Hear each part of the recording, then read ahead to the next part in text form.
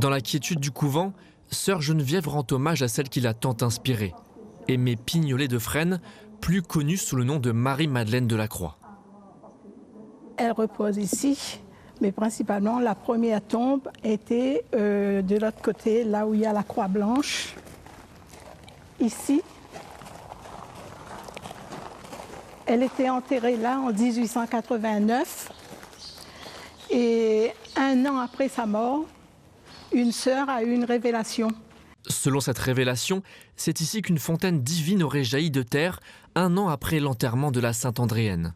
À l'époque, les fidèles venaient pour s'abreuver et se recueillir. Il fallait des hommes pour soulever la pierre et on avait un broc avec une longue corde et on puisait dedans, on tirait et on remplissait les bouteilles. Il y avait plein de bouteilles qu'on mettait en réserve.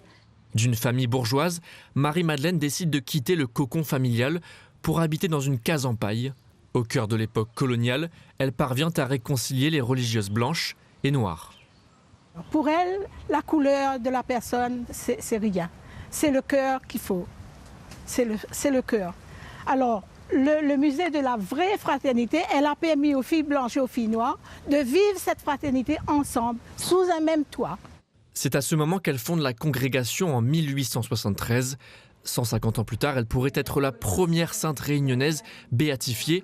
Une grande fierté pour sœur Geneviève. Quand j'ai dit à maman, moi un jour je veux devenir sœur, elle me dit, mon enfant, il faut de l'argent, il faut emmener une dot.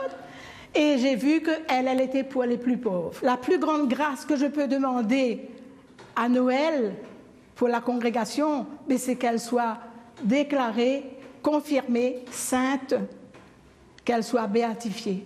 En ce moment même, les 9000 lettres écrites de son vivant sont examinées à Rome.